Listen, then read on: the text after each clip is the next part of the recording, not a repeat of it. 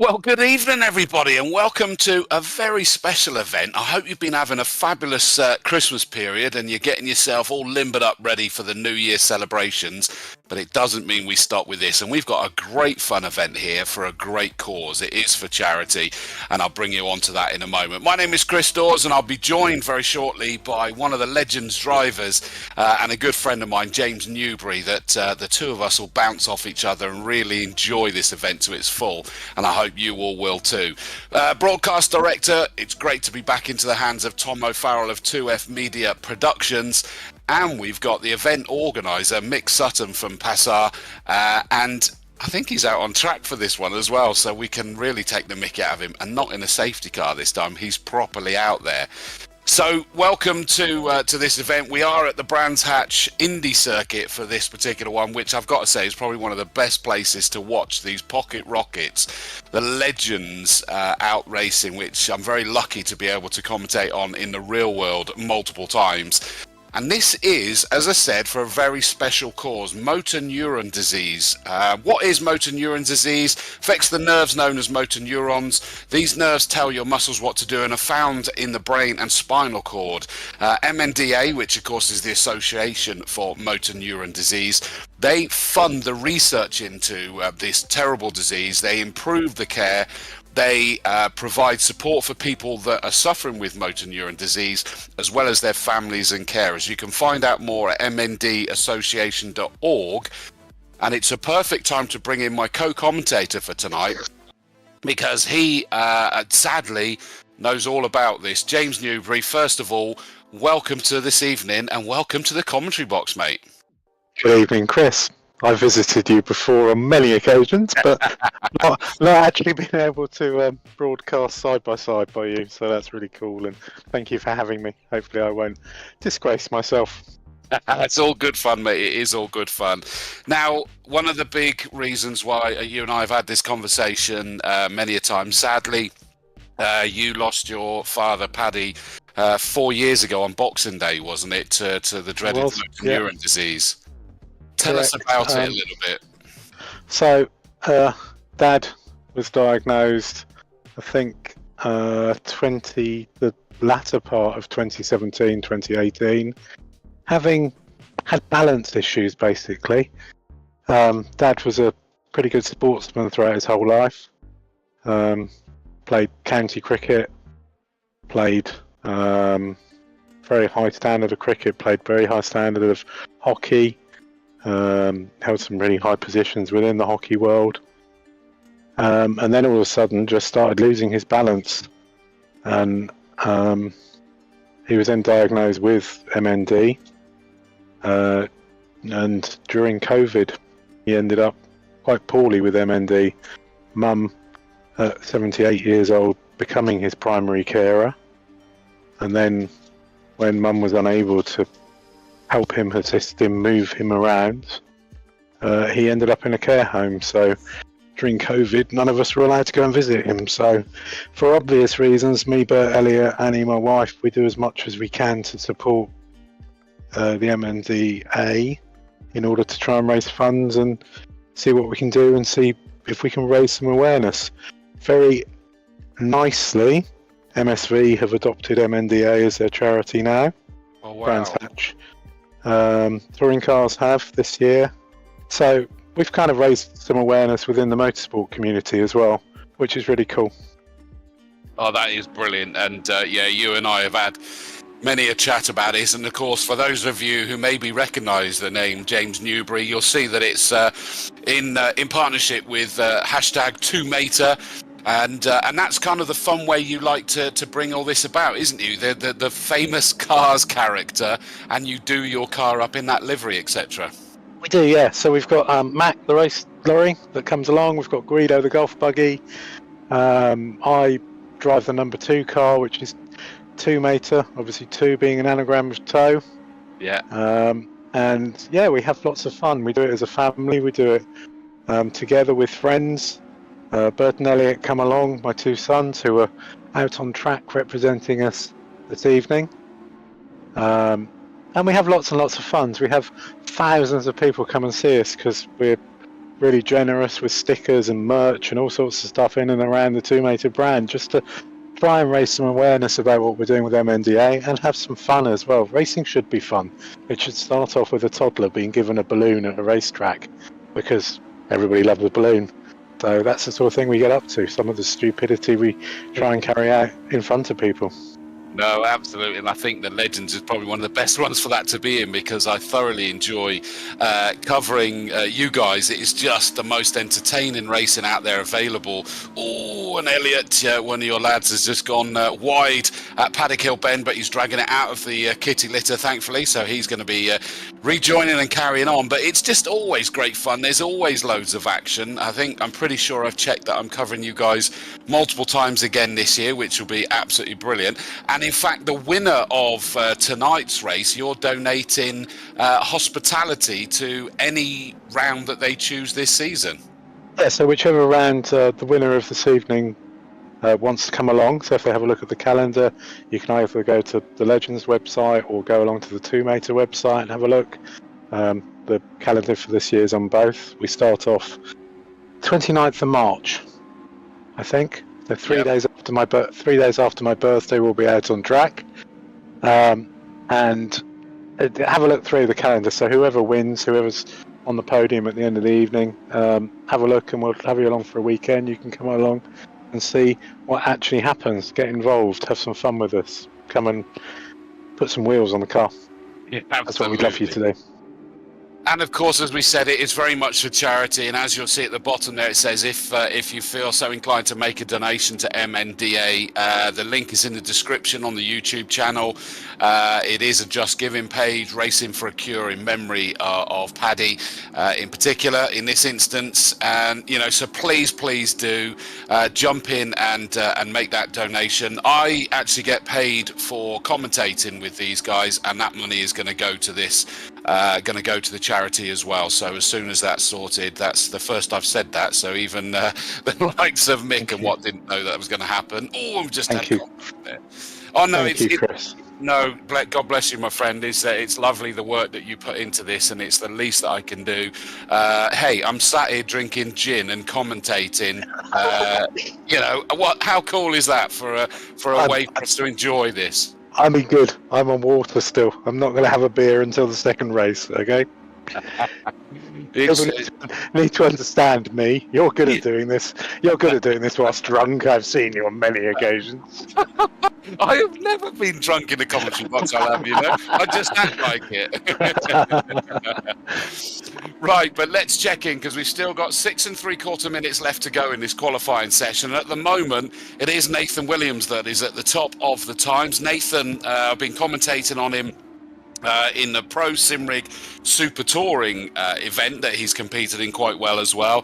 He's also done season 3 of the Junior Saloon Car Championship as well, and he's at 53.029, and that is only 1/10, just over a tenth ahead of Devlin. So that's Charlie Devlin, who raced in Season 3 of the Junior Saloon Car Championship as well.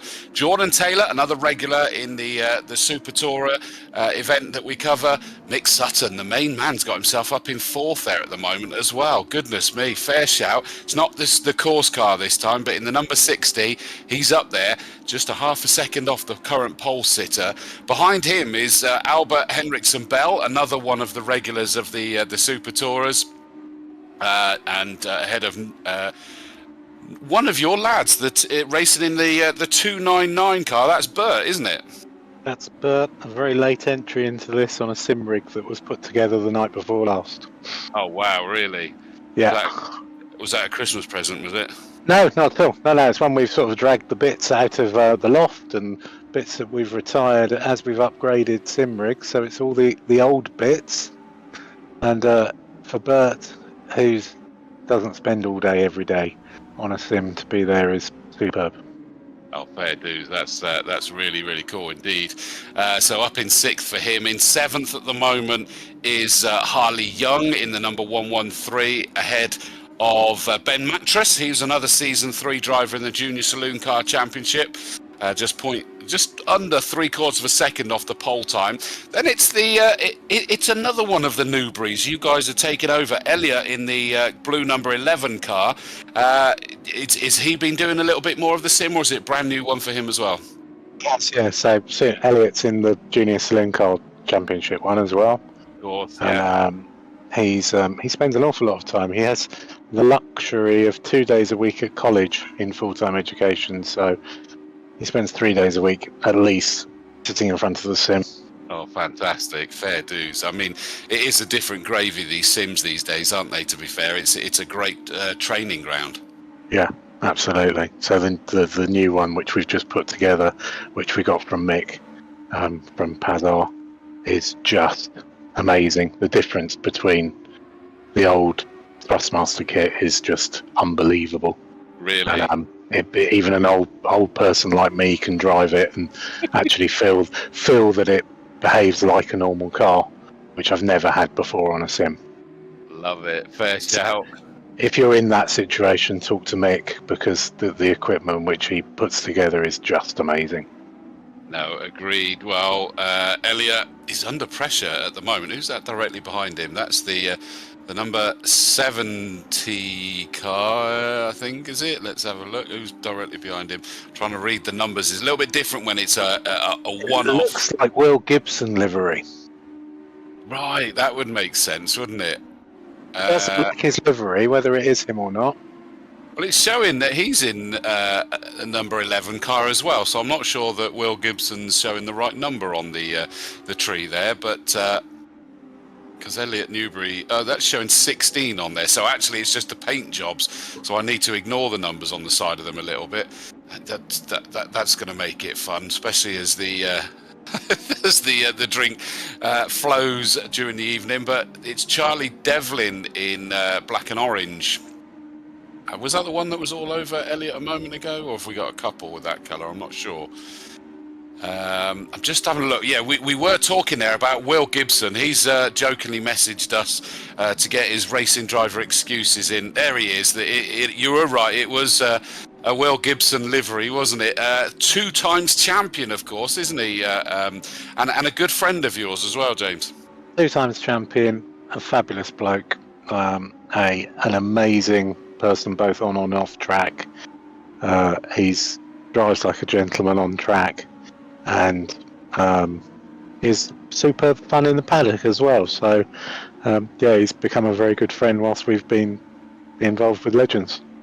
Yeah, because you, me and him had some great fun at the British Motor Show earlier this year, didn't we? With you guys really putting on a display to show people just how amazing these Legends car, with me on the mic, and we did have some banter in that arena, didn't we? We certainly did have some fun. Yeah, that was a very, very good weekend, or good 4 days of enjoying ourselves and learning how you can push these little cars to their limits in a very confined area and entertain thousands of people over the weekend. I'm a bit hundreds gutted. of people for sure. Yeah. Oh no, it was an awful lot. I'm back doing that again this year. It's over 3 days instead of 4. But I'm gutted because I see you guys are going to be at the US Auto Show up at Alton Park on that weekend, which I was supposed to commentate on, but I couldn't do it because of doing the British Motor Show. So that would be a shame. Will Gibson there just having a bit of a moment as he went down onto the Cooper straight there, but he has said that he's not finding the sim quite as easy as the real world, to say the least. Oh, a little bit of contact there, heading down the hill towards Graham Hill Bend, but thankfully get away from it. We need to be mindful as we're going into the last 45 seconds of this qualifying, as the boss man Mick Sutton grinds to a halt in 5th position at the moment, is that there is track limits and they get 2 cut lap warnings, and then they start getting penalties, 5 seconds for the 3rd time when they gain an advantage. And they just need to be a little bit careful of that. They can do it multiple times in the same lap, but it's a lap where they've been deemed to get an advantage. But we're down to the last 15 seconds now of this qualifying session, and it is still Nathan Williams that has the nod. He's in the pits, decided he doesn't need to go anymore. But here's Charlie Devlin, just went sort of back end first a little bit there in towards the Druids hairpin, back down the hill towards Graham Hill Bend. Nice and clean through there. Mick Sutton stopped on the exit there.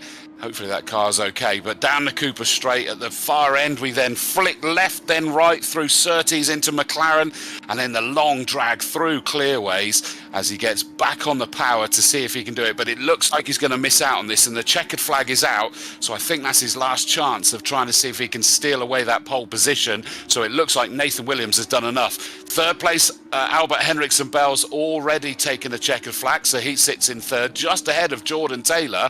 And they're regular rivals with each other in the saloons. Mick Sutton in fifth ahead of Bert Newbury. And then it is Harley Young. And then Ben Mattress, has he taken... So Harley Young hasn't taken the flag just yet in seventh. There goes Callum Williams in 13th. So we've just got Harley Young in seventh. Here he is. So he's looks like he's on a steady lap because he was down on sector 1 already. So it doesn't look like it's going to improve on that seventh position. So it looks like we're largely settled down in. Then it was... I think we got Elliot Newbury settling in ninth. And then rounding out your top 10 was Jake Critchley. So that brings the qualifying session to a close. We're going to have two 20-minute races. And I believe that we're going to have... Nathan Williams is in. He's secured that pole position. Good evening, Nathan. Cracking job, mate. You've managed to put it right at the top of the tree. Yeah, it was very nice qualifying. Car felt very nice, and obviously it all came together. It's not a massive margin, isn't it? But that's kind of Legends racing, so it's not surprising to see it just a tenth between you and second place there. Yeah, obviously these cars are very close, and then additionally it's a very short track, so I'm quite happy with the gap because there's a lot more laps. So hopefully, if that gap continues into the race, I should have the pace to hopefully keep my position. These have got to be very different to what I've been commentating on you on in the Touring Car Championship. Speak to us a little bit about what these little pocket rockets are like on the sim rig. Obviously very slidey, you just try and drive them as close to the edge as possible. You have to spend most of your time just trying to correct the oversteer and just hoping you don't slide it too much and lose time that way. Which means that we need to be mindful of those track limits when we get to race situation. Yeah, obviously track limits are very difficult to avoid around here because it's so much time to gain by just going slightly wide at Graham's Hill, and then it's so easy to just get a tiny bit of understeer. So yeah, definitely have to be careful around there to try and avoid getting track limits. Well done. A great pole position. That's the slightly easier one because it means you do get to start from the front. But of course, if you win, you then got to start right from the back for race 2. Yeah, obviously, so hopefully try and gain some points in this race and then just hope for race 2. Yeah. Well done on that pole position, mate, and enjoy the race. Thank you. So there we go. That's our pole position driver, Nathan Williams. As I say, he's going to have that clear view ahead of him for this race number 1. And he'll be... Will Gibson saying, oh my God, I hate it. He will have the clear view this time, but if he does manage to convert this to a victory, he'll have to start from the back. So we got the yellow and blue car, Nathan Williams, on pole position with Charlie Devlin alongside him in that black and orange car number 70. Then you got the all-black Albert Henriksen Bell with Jordan Taylor in that lovely yellow and blue car number 5 alongside him. Then we've got Bossman Mick Sutton in 5th with Bert Newbury just up behind him there. We seem to be missing... Ben Mattress at the moment. He should be there. Hopefully he will be. Then we've got Elliot Newbury. Oh, there he is. He did just appear. Thankfully, we just see him there. Elliot Newbury. Then it is Critchley in 10th position. And then we've got Brad Smith, another one of the touring car drivers on the Sim Series. He's in 11th. 12th is Ellis. Williams in 13th. 14th there on the left is Cornelius. And in 15th position, we've got... Who's that? That's Ben N. That is going to be in 15th. Borner. Then we've got Rowlands, Ellis, Will Gibson in the number 11 car, or so it is on the tree at least. And then Charlie Boot. Good to see he's there because I think that car took some damage in the beginning. And there is Tom O'Farrell's car, although he won't actually be racing, he'll be running this stream. So that is the grid for this opening race, 20 minutes. I mean, James, what are the emotions in the real world when you're sat on the grid in these pocket rockets like this now? What do I do? Which is a completely different thing to what everybody else does, I think, Chris. I'd be sitting there looking at who's around me. I'd be working out what I think they are going to do. Because going into paddock in these cars, which are probably in third gear by paddock, bearing in mind we've got a rolling start, so you're in third gear, you might have made fourth. If you've got someone behind you who's pushed you excitingly off the start line, then you're in fourth. I'll go back to you, Chris. Yeah, all 6 lights are on. The engine notes have risen. Off go the lights and off go the field. And that is a great start from Williams, our pole sitter. And that looks like Jordan Taylor was getting a good start a little bit further back as well. He has made up 1 place by the looks of it. He's passed Hendricks and Bell. But Devlin's managed to hold on to that 2nd place. The chopper's getting excited here as they go up. And it looks like up the inside goes Devlin. And he's got Nathan Williams. But Williams is trying to power it round the outside. You can see what he was talking about there. They get really out of shape. Jordan Taylor is going to come through to take the lead. He's going to sweep it round the outside of Graham Hill Bend. Just runs wide there, and you see several are doing it even further off the track behind. But still side by side, Devlin and Taylor. But the black and orange car is trying desperately to sort of carry the strength through, but no, Jordan Taylor manages to just about hold off Devlin, and surely that inside line's going to count. Nathan Williams, our pole sitter, the 2nd of the yellow and blue cars, trying to come back at them in the background there.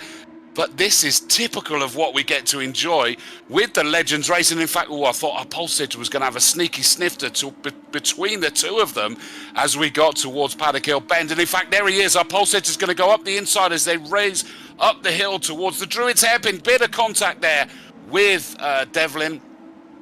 With Jordan Taylor, sorry. Devlin's the one that's in the lead, the black and orange number 70, and Nathan Williams in 2nd place. And he's got a good run through Graham Hill Bend. He's going to try and squirt that up the inside as they go down the Cooper Straight, and he's going to have that for certies. Is he going to be able to get that sign sealed and delivered before they switch right?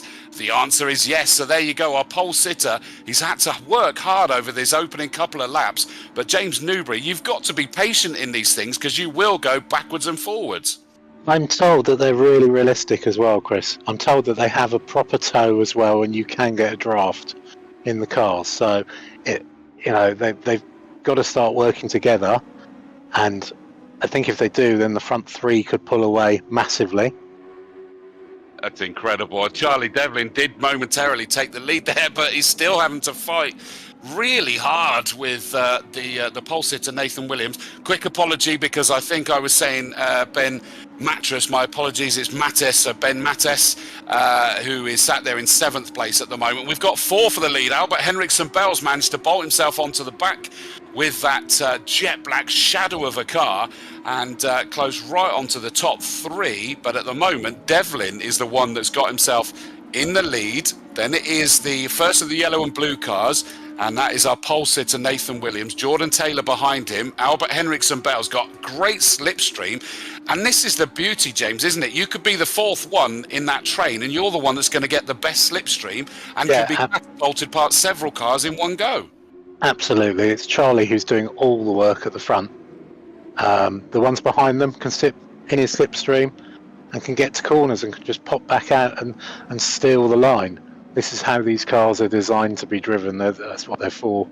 The game massively represents that. So I know from my 2 boys practicing on it over the last 24 hours that they've said that this is amazing and you can get a proper tow. So Charlie's got to really watch the people getting in behind him. I do love that, and you can see it massively at play here. Like you say, Charlie Devlin, you'd think, well, it's great, you just want to be in the lead, but frankly, it's the worst place to be until you've come out of that final corner and accelerating down the straight. But you see, Charlie Devlin's doing well. He's keeping that inside line as they scream into Paddock Hill Bend again. I think we got Charlie Booth sadly out with damage to that car, which is a huge, huge shame, but thankfully off the track on the inside. And we've got a change for the lead. In fact, it's going to be a double change because Nathan Williams, our pole sitter, is isn't anymore because Devlin's going to come around the inside. Goodness me. But actually, it's Jordan Taylor's got up the inside. But look at Albert Henriksen Bell, the jet black number 13 car, trying to get involved. We've currently got Legends Cubed as they get to the end of the Cooper Straight. Goodness me. And it is Jordan Taylor into the lead now. Henriksen Bell, that car's got itself up into third, but Devlin's trying to come back. So you see how that as well, James, has got to be an interesting one, that you have to do some serious mind management, because you can go from the lead down to fourth or lower and you can't beat yourself up about it. No, absolutely. You've seen me before manage to get pushed to the front and then not really understand what I'm doing when I'm there. So, it's incredibly, if you're working with someone in these cars, you can be so much quicker. Oh, and that's exit stage right for Nathan Williams. So our pole sitter just got crossed up as he got down the bottom of the hill there. Mick Sutton's gone wide as well. There's a few of them going wide down at the bottom of the hill. So maybe just getting a bit squirrely on them now. Not quite the adhesion levels that they were enjoying in the early stages of the race.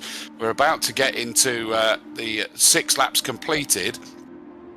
And yeah, we're not even at half race distance in this 20-minute race. I mean, that's going to take its toll, isn't it, as well, James? 20 minutes of battling these cars around this tight circuit.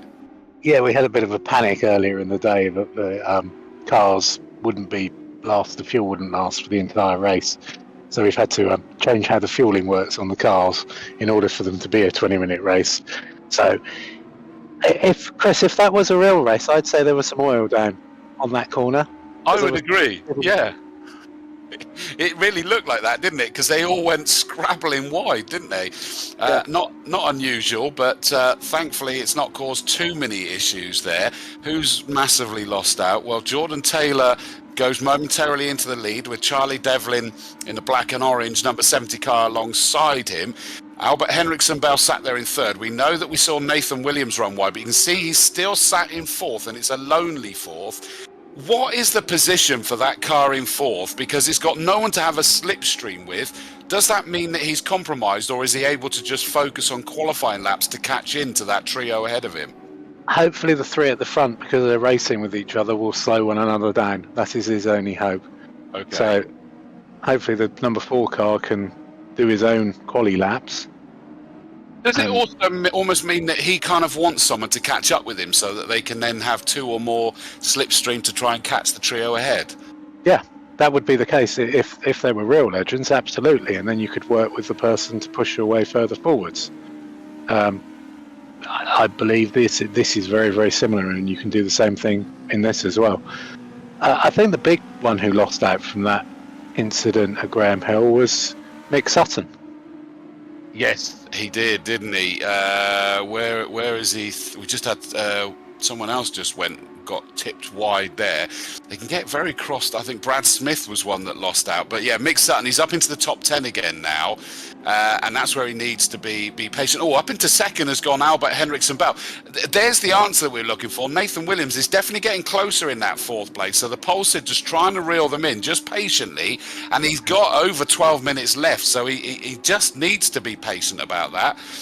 We've then got, I think it's who's that? We got, Ben Mattis. I was about to say that he was up in 5th position, but the 121 car, or number 11 on the tree, is just gone. I think that was down at the bottom of the hill again as well. So here comes Devlin in 2nd place, and that has enabled Jordan Taylor to break away at the front. Is this a great position to be in, where you've broken the toe of the fighting cars behind, or do you still sit there going, no, that's only momentarily? If the 2 cars behind you work together, they'll catch you up very, very quickly. As you can see from that, they've caught up.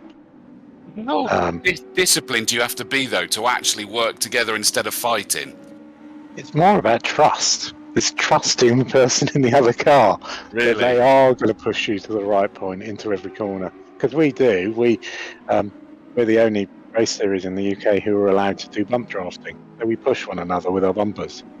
And it's 8 miles an hour faster in a straight line when you're pushing.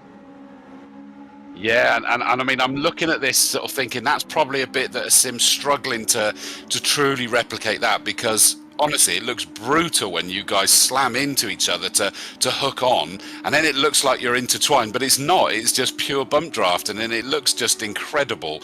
But it can give you quite a jolt, can't it? It can, yeah, definitely. Particularly with the lower part of the grid who haven't quite worked out how to bump draft, they can come in at huge speed difference and can actually really hit you in the back.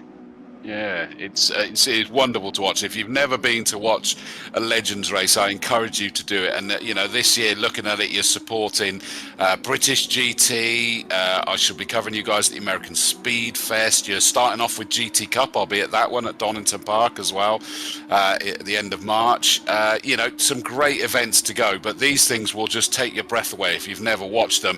Talking of taking your breath away, here comes Charlie Devlin trying to make a move. He's forced to the outside of Paddock Hill Bend, and he's going to sweep round the outside of Jordan Taylor. So that lead that we said that he had, it certainly has evaporated, but he's now going to have the inside line for the Druids hairpin. Behind him, Nathan Williams, our pole sitters, back up into third place. Remember, he was in that distant fourth. After that moment a handful of laps ago down here at this part, the bottom of the hill, Graham Hill Ben and Devlin gets back up into the lead, and Nathan Williams trying to get in. That down the bottom of the hill there, when you get down to Graham Hill Bend, gravity is really trying to push you wide at that corner, isn't it? Yeah, that's my favourite part of this circuit. That is the one place where I can take positions. You see me do it quite often. I have a slight advantage of I'm running extremely old but legal brakes on my Legends, so my brake pedal is much firmer in the slow stuff. At that corner I can go into it and just pick people off, and I absolutely love Graham Hill. It's my favourite part of this circuit. It's got to be Marmite, hasn't it? You either love it or you hate it. Yeah, most of the rest of the field absolutely hate it because their brakes just cook into it. And really? It's my favourite part. I love that. And along we go. Charlie Devlin's in the lead and managed to pull away. And now Nathan Williams, our pole sitter, has passed Jordan Taylor in the sister livery there, up into second place. He goes.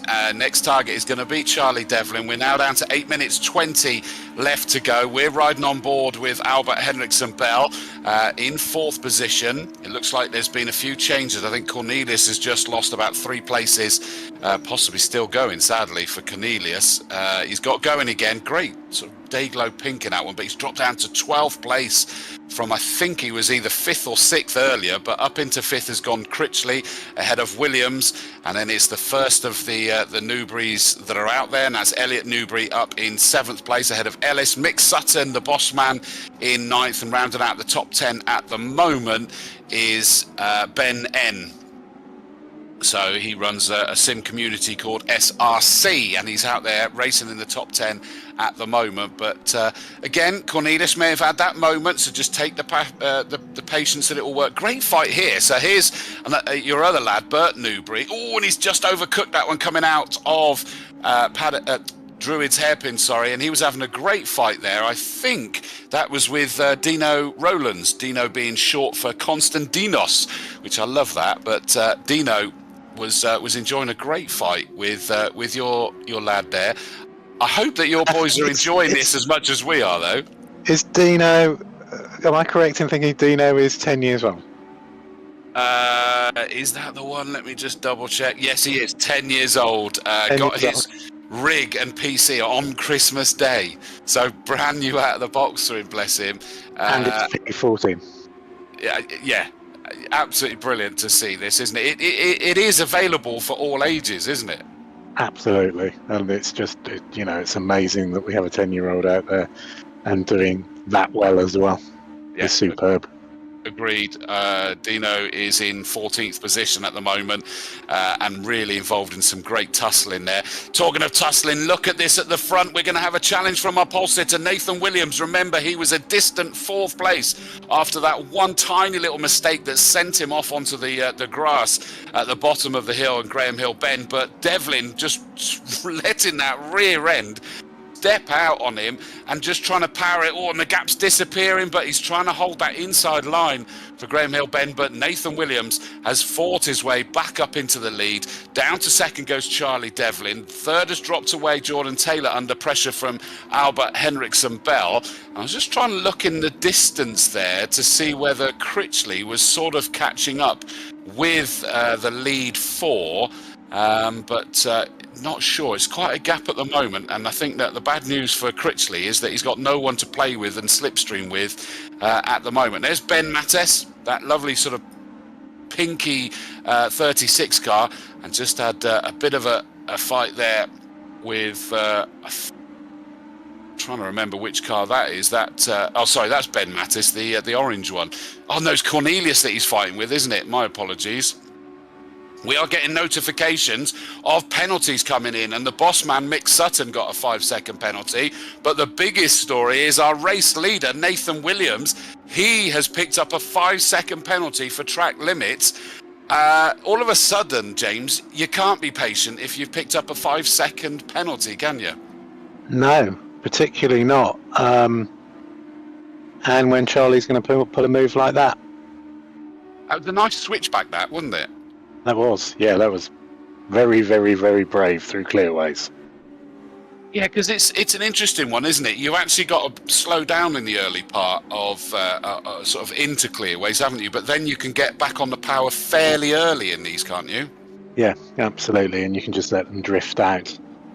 I think what would be interesting, Chris, so bear in mind that Ollie Schlupp, that races with us at the moment, Yep. learnt his skills doing this, sim racing. Did he? Yeah, I think it would be interesting to get some of these front four in a legend. I'd agree with that, definitely. And a big sort of, there we go, it was a bit of a bump draft attempt there, but I think that was a bloody nose for Charlie Devlin there as he accosted the rear end of that Nathan Williams car. As remember, they're just going to carry on fighting. Scratch. Oh, what a great shot that is, as Charlie Devlin's trying desperately to find a way. We're down to the last 3 3/4 minutes of this race number one. They only get a short gap, and then they've got to do it all again, and there's a bit of contact. Nathan Williams goes spinning off on the exit of Paddock Hill Bend. You're so light through that section, aren't you, James, that it only takes the slightest sneeze on one of the corners of the car, and it's going to switch round. As your suspension bottoms out in the bottom of paddock, yes, the car completely lightens up. And that's that was one of those things that you can't even necessarily say that Charlie Devlin did anything particularly wrong there, can you? Although I think he might have a problem, you know. He's slowing. Yeah. He is slowing right down. Now, whether that's because he feels that he wants Williams to catch up and get past him, I'm not sure. Let's have a look. Looks like he's struggling on the handling of that one, isn't he? But Nathan Williams gets past him. Remember that Williams has also got a 5-second, but Devlin now speeds back up again. So I wonder whether he wanted to sort of hand that place back with the sportsmanship and all of that, maybe. Does look very much so like that, yes. Which sort of suggests that Charlie Devlin felt that he unnecessarily caught the corner of him, but he does it again off the Druid's hairpin. It's going to happen. I mean, that is the nature of this race, and it's so close, isn't it? These two race so closely anyway. We've seen it in the junior saloon cars that the two of them are so very matched time-wise around anything. So. Yeah, and I've just had notification that drivers were instructed to give places back should they gain an advantage by contact, although I think that was probably a bit harsh because Williams, of course, lost a whole load of places. So it means that both of them lost out. So Jordan Taylor is in the lead, just over a quarter of a second clear of Albert Henriksen Bell. But Jake Critchley is under huge pressure, and that's one of your boys there, Elliot, trying desperately to get himself up into the top 5, and he's done it. What a great switchback at Paddock Hill. How did that look, proud father? That's quite good. I think he'll probably be trying to kick me out of my seat as soon as he can, won't he? He certainly pulled that one off brilliantly, and he did set that up all the way down the start-finish straight, didn't he? Yeah, he's bearing in mind too, he went all the way to the back of the field at the beginning as well. He's fought his way all the way back through. So both Bert and Elliot went all the way to the bottom. Oh, Bird's got a problem though. He's run wide and he's up against the barriers, but I think he's going to drag that back out, so that's good news. But that was a hairy moment for him by the looks of it. But interestingly, I noticed that Elliot Newbury and Jake Critchley, they're catching the cars ahead of them. Hendricks and Bell's trying desperately to go for the lead now. Jordan Taylor determined to keep him back. We're down to the last 42 seconds on this race, so I would imagine we're going to have one more after this. Are we going to? I think we'll sneak through this time round. Yep. Yeah, so we're going to get two. So Hendricks and Bell trying desperately to see if he can get a victory. And these two have been going at it like this so many times in the PASR Pro Simrig Touring Car or Saloon Car Championship that I've been covering. And this looks very familiar. And normally they are happy to trade places left, right and centre. They've pulled away from everybody else comfortably as we're on to this final lap as the clock goes to zero. So this is the last chance. Jordan Taylor determined to hold off Hendricks and Bell. Hendricks and Bell looking up the inside as they go up the hill towards the Druids hairpin. Not possible there. Round they go, back down, plunging down towards Graham Hill Bend, and Jordan Taylor holding on to it. And that looked very deliberate there, that Hendricks and Bell didn't go unnecessarily for the inside line. Where's his chance to do something this time round? Exit of clearways, or dragging to the line, Will Gibson style, in the draft and pop out. Oh no, and he's made a mistake. Hendricks and Bell just went a bit too hot in towards clearways, and so Jordan Taylor, he is now completely off. I hope that wasn't a brake test that threw Hendricks and Bell there, but Jordan Taylor absolutely delighted as he just showboats it across the line. Hendricks and Bell was enjoying that one as well. Charlie Devlin in third position. Nathan Williams at the moment in fourth, but with this penalty, I would imagine he's going to drop down a little bit. Elliot Newbury showing us fifth, but could well be in fourth. But we'll wait and see once that's all been applied. Jake Critchley in sixth. Seventh is Callum Williams. And then in eighth position, it's Harry Ellis. Just making sure they're all coming through. Ninth is Mick Sutton, the boss man. And then it's Brad Smith in 10th position. He picked up a 5-second penalty as well. Not sure whether they've been applied as yet. There goes Dino Williams. They're all enjoying it as they go across the line there, by the looks of it. 11th was Mattes, Ben N in 12th, Cornelius 13th, Roland's 14th, 15th was Bert Newbury. In 16th is the Harley Young car. 17th is Jacob Ellis, Will Gibson in 18th position, and 19th and last of the finishers, although he was quite a few laps down, so obviously had an issue somewhere along the line for Lee Borner. That's another real-life racer, isn't it? It is, yeah. Another one of the Legends races. Yeah, I thought as much. Well, what an incredible race there. 20 minutes of fraught action, to say the least. And Jordan Taylor, he manages to bring home that victory. Not for the first time I've interviewed you on this, but in a completely different car this time, Jordan, but just as frantic. Yeah, I'd say it's the hardest car I've ever raced. But obviously it's not the quickest, but it's sideways everywhere. So trying to race these is like, I can't even explain what it's similar to. You've got to be patient, haven't you? Is that you can be in the lead, you could be down into fifth or lower, and then back up into the lead again. And it's just the fact to keep enjoying some racecraft throughout the entire race. Yeah, I mean, I don't know if the camera was following, but when Charlie and Nathan were battling, I kind of was hesitant a bit, just in case they come together. And then when I knew they were starting to tap each other, I got in there and took advantage of it. You did. The bad news, though, Jordan, is that you got that great victory. It now means you get the reward of starting all the way from the back. But I guess you even sit there going, it's fine. You can work your way through this field. Yeah, I prefer that. I mean, if anyone's got any long-term viewers here, in the past JSCC series, I've done really well in reverse grid. So I've got on from last to third in one lap. So I prefer trying to find my way through the pack, to be honest. I mean, I know I probably sound a crazy person, but I prefer having to show skill and be clean than starting at the front. No, I look forward to it. Well, listen, well done for the race 1 victory, and best of luck in race number 2. Cheers. Second place, Albert Henriksen Bell. Albert, again, another person that I'm not unusual to be interviewing you in the winner's circle, so to speak. But that was just an incredible race throughout, and you were picking your way through nicely. Yeah, it was great fun. Nice to have a break from the front-wheel drive stuff, which I've been mainly doing with the JSCC and then the Pro Sim Rig Touring Series. And then, yeah, it was great fun to have something Larry to throw about a bit and mess around with some friends.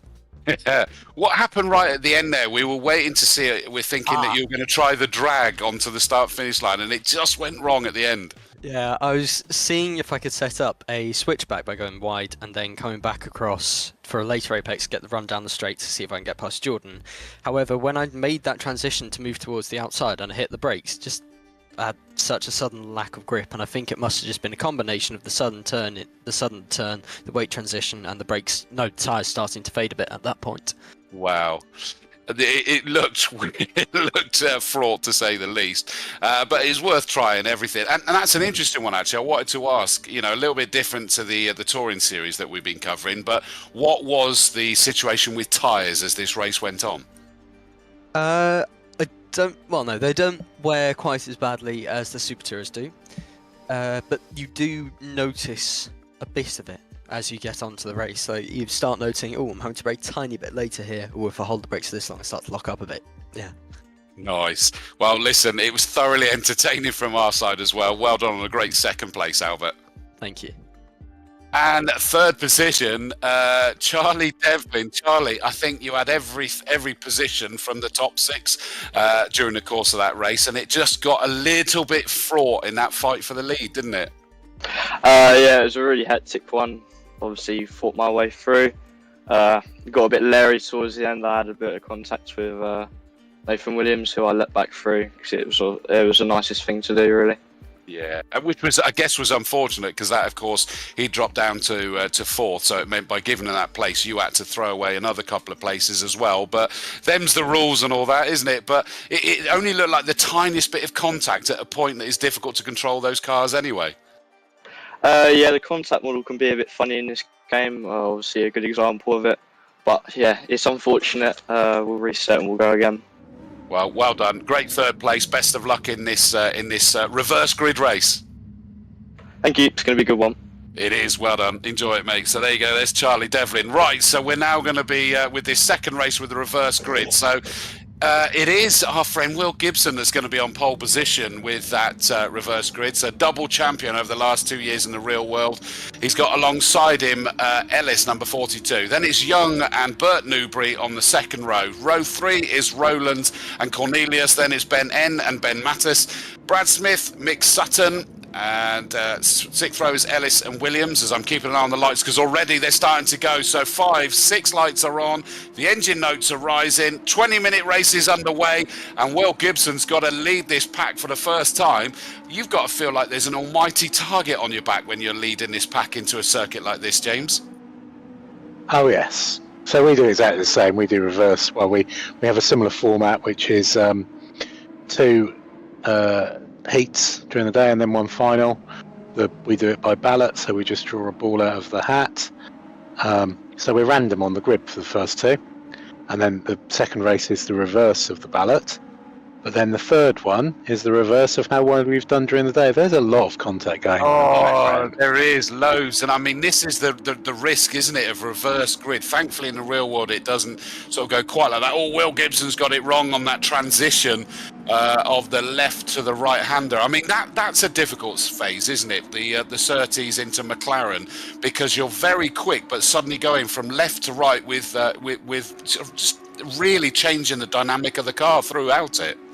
Yeah, totally. I agree. It's to be honest with you, I think this represents the cars incredibly well. I think Charlie said just now that the crash damage sometimes is a bit random on this.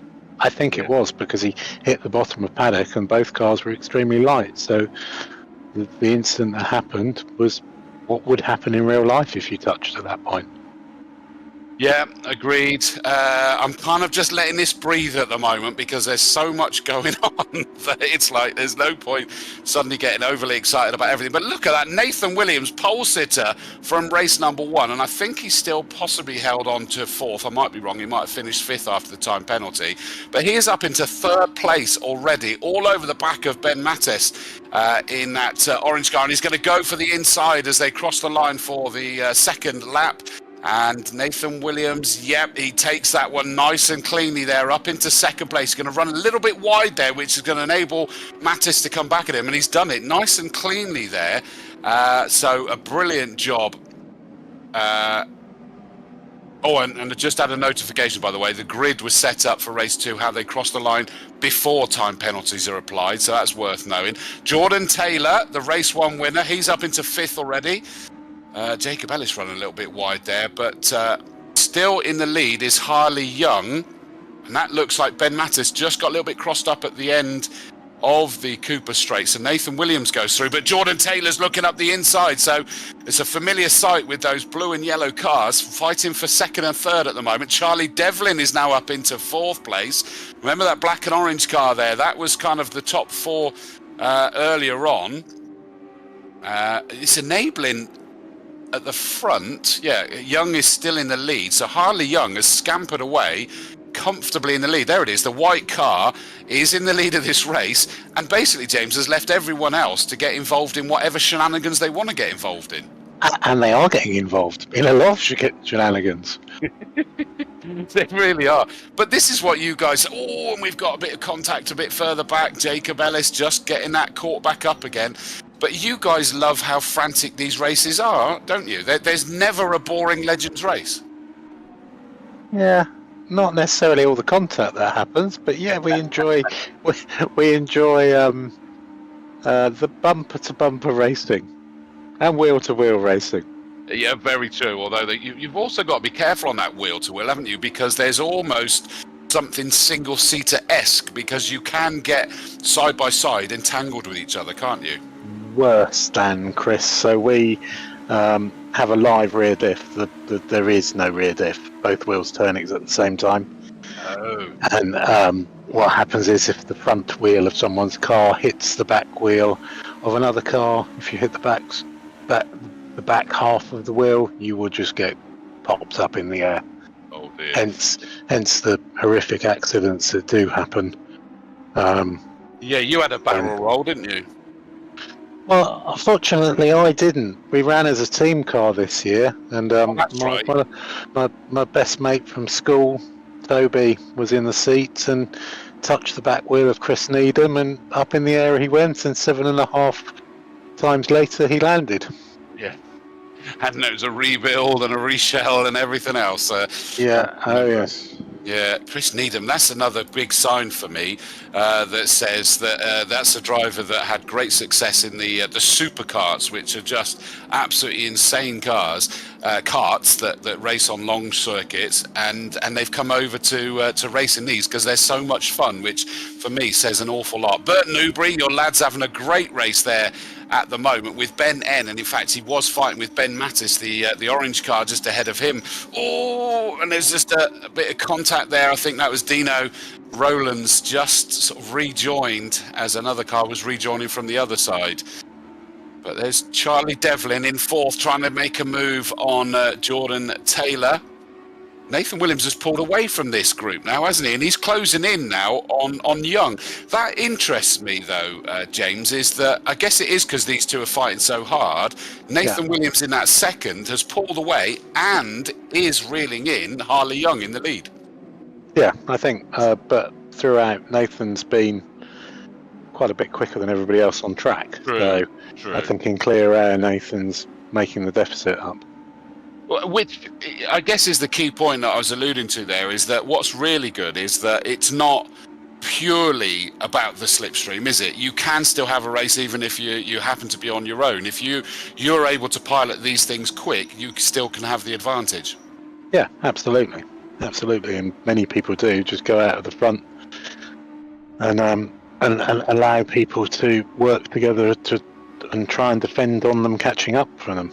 Yeah, absolutely. And we got this great Noah's Ark 2x2 going on at the moment, and two, because I can see behind that it looks like Bert Newbury and Ben Mattis having a great fight. Mattis in 5th at the moment, Bert just behind. But look at this. Charlie Devlin trying desperately to throw it up the inside there. We have the change for the lead. Nathan Williams is in the lead. These two side by side. Oh, a bit of contact there.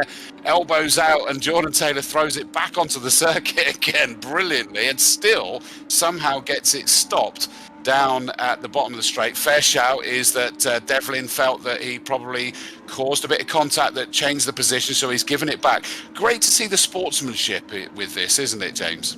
Yeah, absolutely. We're here to have fun, and I'm really pleased that everybody's embracing that and behaving in a correct way on track as well. Absolutely, because that's self-policed. Although there was the the rule is there that they give it back, doesn't mean to say they actually do it. They can feel that it wasn't their fault, but they're just giving it back. Don't forget, it is for charity, this event here tonight. And as you see at the bottom, if you can see your way to making a donation to Motor Neurone Disease Association, please do. If you're watching this on YouTube, look at the description of the show, and it'll give you the link to the Just Giving page, and this really comes from my co-commentator James Newbury, who races, as you may have guessed in case you missed it, is a real-life Legends racer with the wonderful 2-meter, and his father sadly lost his life to motor neuron disease just over 4 years ago on Boxing Day 2020, and just so much fun activities to raise money for this charity, to try and find a cure, to find treatment, to make their life as manageable as possible, and for the family and friends around them as well. So please do have a look at the MNDA website as well, so that you can find out as much about it as necessary, and let's see if we can help support and eradicate, or at least manage, this dreadful disease. Is it right to call it a disease? It is a disease, isn't it, James? Yeah, it is a disease. Yeah, indeed. Yeah. Always wonder when I say that, because sometimes disease isn't the right word, is it? But it is in this situation. No, that's definitely a horribly nasty disease that I think probably we decided throughout Dad's illness that it was affecting every muscle in his body. That was where we concluded, and it's just horrible to see. Yeah. Because it doesn't affect the brain, does it? So they're still sprightly and young in their head, but the body's not responding. We think towards the end the brain was affected as well. Oh, really? Dad towards the end was not the sprightly person that he was. It was probably the last 3 months that he just wasn't. The twinkle had gone, for want of a better description. Obviously, apologies that we're taking through the memories again, James, but I think it's the best way to bring it to life, isn't it? Absolutely. Is to make it human, make it real, and bless you for sharing this with us, mate. And so glad that we can do something to try and raise awareness, which I know you guys do so much throughout the year. And as you say, MSV themselves. Oh, we've got a bit of contact there. Charlie definitely just catching the corner of Jordan Taylor. Although, was that Jordan coming across? You just will never know. But they continue their fight. Oh, and Mick Sutton's just been nerfed back out of position a little bit there, so he's going to go dropping down through the order. Great to see the boss man actually out on circuit racing for a change. He does amazing things with perfect acceleration sim racing. If you were here earlier, you'll have heard James Newbury talking about the actual sim rigs, the pro sim rigs, and being a different gravy altogether. So do have a look at those guys and see about getting yourself one of these rigs, not just for fun. It could be just for fun, but equally some people use it as a way to either get into racing or to actually help their racing in general. Because I guess, James, the theory is if you've got a race coming up, like here for example, you've got a race coming up on the Brands Hatch Indy circuit, you go and take yourself onto the circuit and get yourself comfortable with it. Yeah, totally. I did it 2 years ago when we were touring car support at Knock Hill. Obviously it's not a circuit I can go and pop to, and being based in West Sussex, we can't pop to it and go and practice and try and learn the track. So I learnt it on a sim and was competitive there. So they are incredibly good tools that can be used to aid your driving and aid your skills on track. No, absolutely. I mean, it's an interesting one. I mean, as bless him, Will was saying, and I've not really seen his his messages. He actually did say, James, I missed it. Is he said his message to me before the start from the pole position? He said, "Watch this," and then just laughing because he's not taken to it, is he? And yet he is a phenomenal talent in the real world. Is, yeah, and there are other things on sim racing that he gets along with massively too. But I just think he's a busy chap as well. He drives for a living. He works 5 days a week as a professional driver, taking people out on hot laps and teaching people as well. So he's a busy chap. So finding the time to practice to the extent that some of these guys have practiced, I think. Someone said that was it Callum Williams has done 1,000 laps in practice. Yeah, was it that he's done more pit stops than the next person's done laps? And if you can, then good on you. I mean, it's the way to do it. Get the practice going. I'm loving this. We are getting this great fight now. This is third backwards. Third, fourth, fifth, and sixth, because we've got Charlie Devlin in that black and orange number 70 car. Then you've got Jordan Taylor, the race one winner, directly behind him. And just behind them, you can see the orange car of Ben Mattis. And behind him is your lad, which is Bert Newbury. It's becoming a 4-car fight very quickly, and only one of them will get on the podium. The others will lose out completely, although they're still kind of reeling in Harley Young, who I have to say has done a brilliant job. May have been caught and passed by the race one pole sitter, Nathan Williams, but the others just aren't making great inroads, and it's still nearly 4 seconds further up the road. So well done to Harley in that white car you see turning left at the end of the Cooper Straight, doing a brilliant job as these two go side by side again. Jordan Taylor's going to have the outside line, down to 6.5 minutes left to go in this race. And I think we've had contact. Yes, we have. So Ben Mattis and Bert Newbury have just had contact at the end of the Cooper Straight, which, like you were explaining earlier, James, is that it's very easy to get tangled up with each other. Yeah, totally. The wheels are outside the bodywork on these cars, and the bodyworks are made of fiberglass. They're so easy to hit one another, and I think the game represents that incredibly well as well. Oh, and that's happened there as well, is that Jordan Taylor went up the inside and just caught Charlie Devlin. Look at the sportsmanship. This time Jordan Taylor just slows down, lets Charlie Devlin through, but it's just these two are having such a phenomenal fight. It is going to happen. Now, I'm interested. Are your boys in the same building as you with their sim rigs at the moment? They were. You may have noticed that one of them is now 6 laps behind. Yes. Elliot's, I think, parked up in the pits because I think he was not having a great race. Oh, fair enough. So, yeah, they were. The only reason why I say that is that I almost sensed that you had paused when that moment with Bert had happened to try and hear whether there was the air was turning blue. Fortunately, they're at the end of the garden, which is 170 foot away, so I can't quite hear the swearing from the house, which is a good thing, really, because nobody needs to hear an 18-year-old's language when things like that happens. That's the great thing about this as well. It teaches them the mind management. Are we going to see them racing in the real world? That's a really good question, Chris. Elliot would love to be in a car, but for many reasons at the moment he can't be in a car. So it would be fabulous to go out racing with him. That would be a dream. But at the moment, you know me, I'm not one to stir her out. he has come in to say that he got hit so badly that he was having to hold the steering wheel at 90 degrees to go in a straight line. Wow, blimey. Yeah, that's a bit hard to fight with as well, isn't it? But look at this great tussles going on. That's Ben Mattis. Remember, he was the one that had the incident with Bert Newbury, but in that pale blue car just behind him. So they're still close together, but Ben Mattis is now all over the back of the Bossman. The Bossman just outbrakes himself heading up the hill in towards Druid's hairpin. So up goes Ben Mattis ahead of Mick Sutton up into 8th place now. And it looks like Bert's trying to get involved as well. Less than 4 minutes to go. I mean, watching this, James, does it not tempt you to get involved in one of these sim races? I wouldn't be. I'd be. I think me and Will should have our own race actually, because I think we're about the same speed on one of these things, which is unbelievable, really. Because in the real world, Will is so much faster than me in a legend. Yeah. As I say, they're great tools to be able to learn things and be able to learn the layout of a circuit and learn your way around it. I find it very difficult because there is no proper feedback.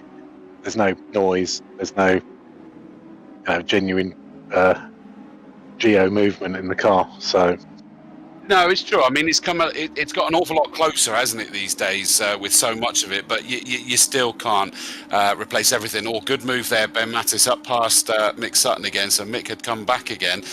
Great to hear. My cousin Paul Dawes is watching this as well, and he's just made a donation to such a great cause, MNDA, the Motor Neurone Disease Association. So please, if you're watching, this is what this is all about. A bit of fun to raise awareness and to try and raise some money for this wonderful, wonderful charity. All the people that have entered that you see in front of you, their money has gone towards it. As I've said, is that my money for doing this commentary has gone. Tom O'Farrell, who's doing the broadcast, his message when I said that is that he said the same to Mick as well. We're just all trying to raise awareness, James, for something that is just ghastly, but we need to know more about. yeah, totally. And thank you to everybody. Thank you to everybody who's raced. Thank you to everybody who's supported, set it up, done it for another one of my mad ideas. Yes, you did kind of suggest that this may happen, didn't you? What was it? It was the IndyCar 500, wasn't it? That you or that weekend at least. The KA 8-hour race that we were. You were there on your own in the commentary box and had to put up with the likes of me and Lawrence popping in and assisting you.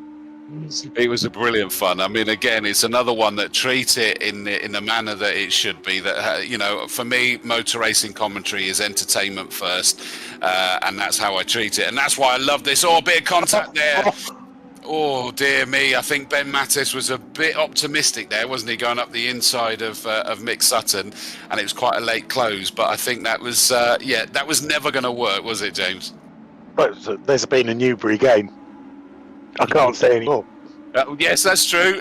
Bert's now up into 8th position, and he's all over the back of Ben N, that black car just ahead of him. But Nathan Williams is leading by over 9.25 seconds now from Harley Young, who's doing brilliant holding on to that second place. Charlie Devlin, Jordan Taylor, actually not fighting with each other at the moment, but they're 3rd and 4th. Albert Henriksen Bell's got up into 5th place ahead of Callum Williams in 6th. Then it's this fight between Ben N and Bert Newbury, 7th and 8th respectively. Brad Smith is the next car you see in the background, the black and orange car in 9th, and then Ben Mattis is in 10th. Mick Sutton's down in 13th actually after that, so I wonder whether he's just got a bit too much damage. But we've got a challenge here. Bert Newbury's going up towards the inside. Ben N's run wide there, but is that going to give him the acceleration down the hill? And that can work, and it has worked here.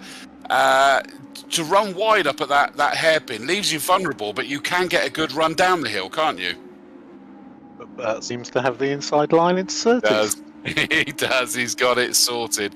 He sort of powered out of Graham Hill Bend brilliantly there and has made it count. So that's Bert up into 7th position now. And the clock has gone to 0. We do actually have Jordan Taylor's picked up a 5-second penalty. So he's in 4th place at the moment. But he could lose out at least one to Albert Henriksen Bell. Boot's got a 5-second penalty, as has Borner.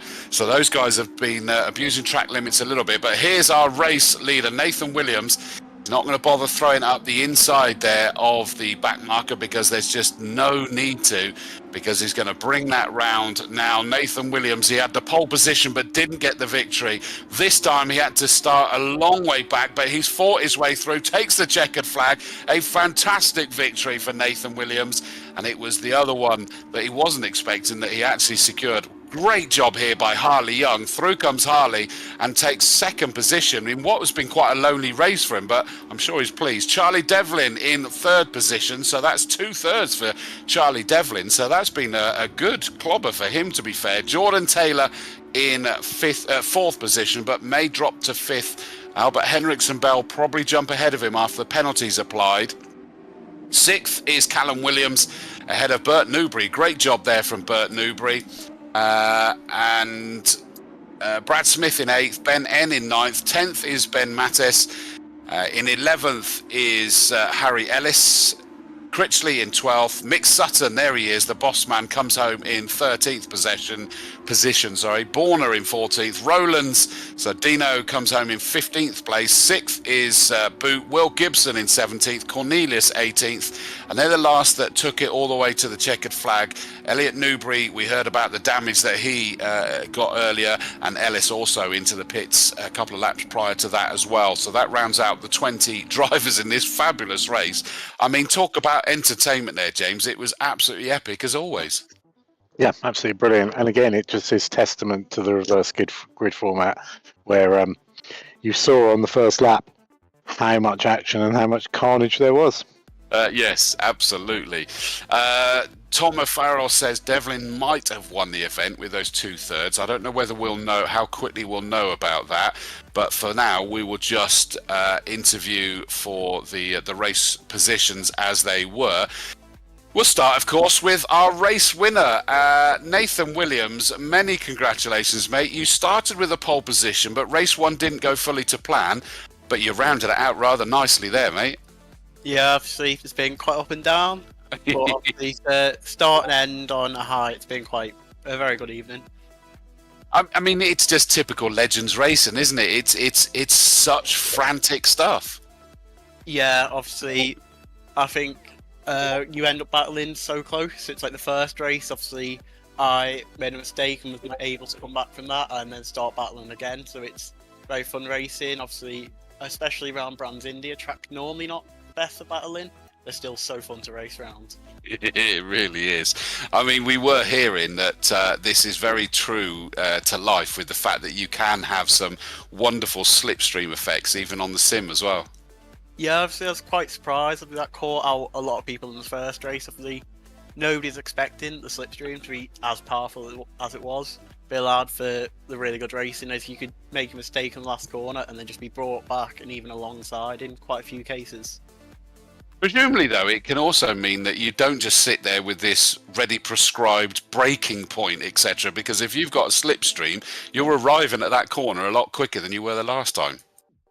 Yeah, obviously, I think that's keeping track, and then also you know where you're not always braking on the outside, because to overtake the inside was preferred. So you're always trying to wear not only the speed but also your track positioning, whether you're on the outside or right on the inside, trying to go up the inside. So it was quite difficult to go up there, and I definitely outbroke myself a few times.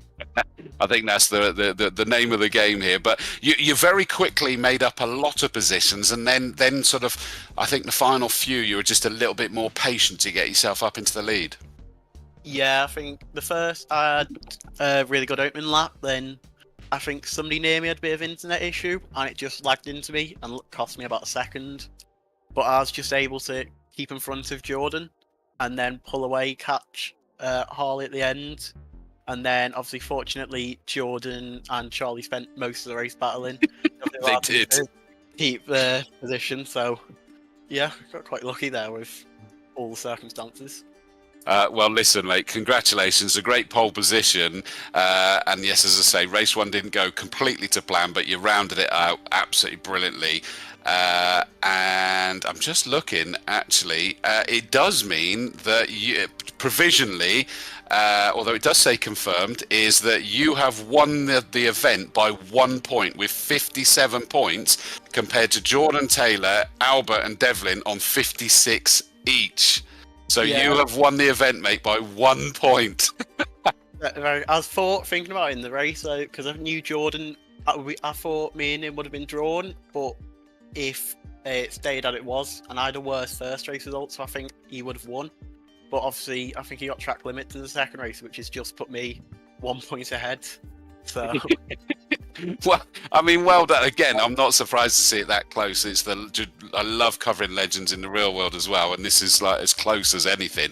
And you may not be aware, by the way, Nathan, James, my co-commentator, has put up a prize. James, would you like to just quickly say what that prize was for the winner of this event?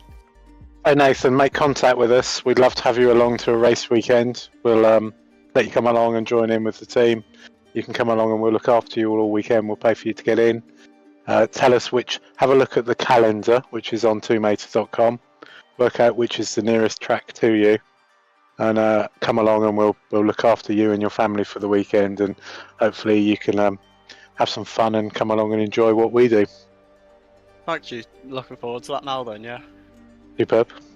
Love that one. So there you go, Nathan. A nice little Brucey bonus, but above all, congratulations and a great fight to the close there. Well done, Nathan. Yeah, thank you. So there we go. That is not only our race 2 winner, but the overall event, but just by that 1 point. But great second place. I was saying this during the course of the race. Absolutely brilliant start, but held on wonderfully throughout. And joins us now, Harley Young. Congratulations. What a fantastic second place. I guess it was a bit lonely for large chunks of that, though, wasn't it? Yeah, I got a good start. Managed to jump up to first after the second corner. After catching, I think it was Gibbo. Sliding a bit, so I got a bit of a drag on him. I know I had to just keep my cool and stay out the front. I knew eventually I'd end up seeing Charlie or even the race winner, because he was just on fire. High 52s is I can't compete with that. So I didn't put too much of a fight against him. I saw Charlie battling with somebody else in the background, so I knew if I just kept my cool, I'd be able to maintain the gap that I did have. Yeah, and that was really what I was going to ask. You must have seen that in your mirrors and know that if they worked together, you'd be in trouble, but they were having too much fun. Yeah, that did cross my mind if they'd start pushing each other, but I saw them switch back in, and I knew if I just kept my cool, kept the mistakes minimal, that I'd be able to bring it back behind Nathan. So. Well, absolutely brilliant. And it all came down to that really keeping your powder dry at the start, wasn't it? Yeah, absolutely. I had a bit of a scare at the start. Nearly did a full 360 when going up to gear 1. Managed to save it. So, yeah, I thought I'd just sit behind and wait for my opportunity, and it came to me, thankfully. Yeah, absolutely brilliant. Many congratulations, a brilliant second place. Well done, Harley. Thanks, mate. Well done. And another third place, Charlie Devlin. Congratulations. You do love that third step, don't you?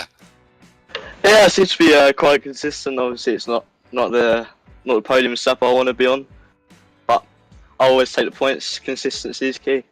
Absolutely. And I mean, it just looked so much fun between you and Jordan Taylor, back and forth with each other like mad, wasn't it? And sportsmanship, where if, I saw both of you give a place back where you'd made contact or he'd made contact, and so you knew you would then pick it back up again.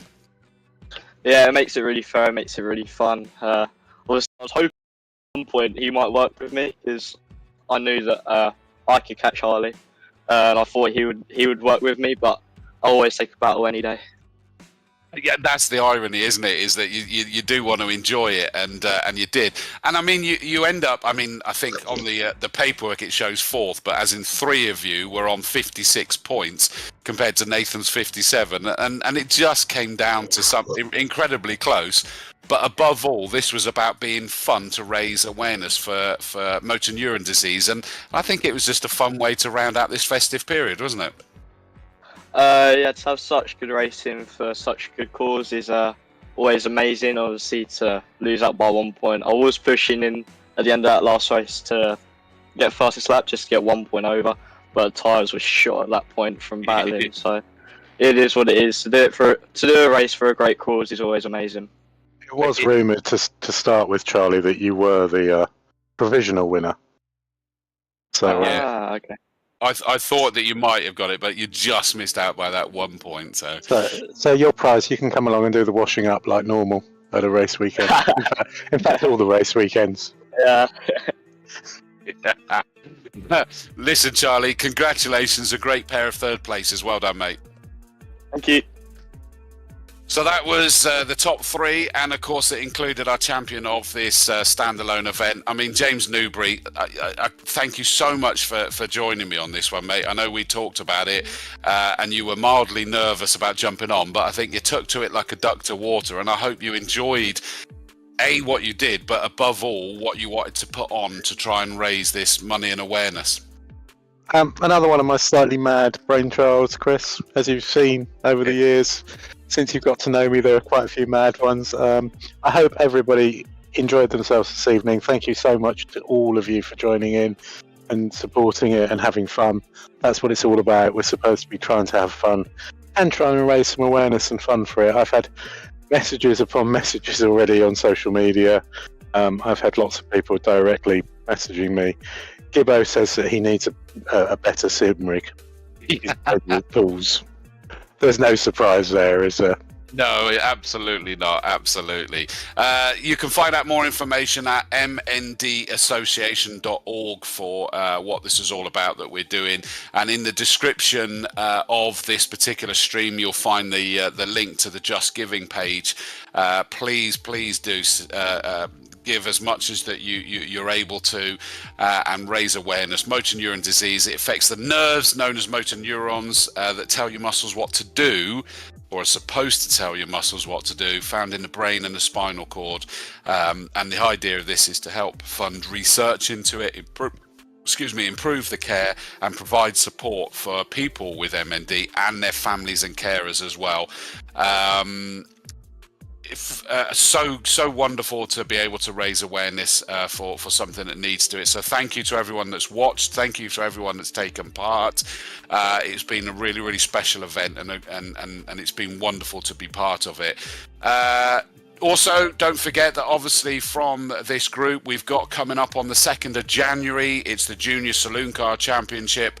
The official E-Series for it, Season 3. It's from Croft. I think it was supposed to be at Thruxton originally, but there's a problem with that circuit in the virtual world, so it's at Croft instead.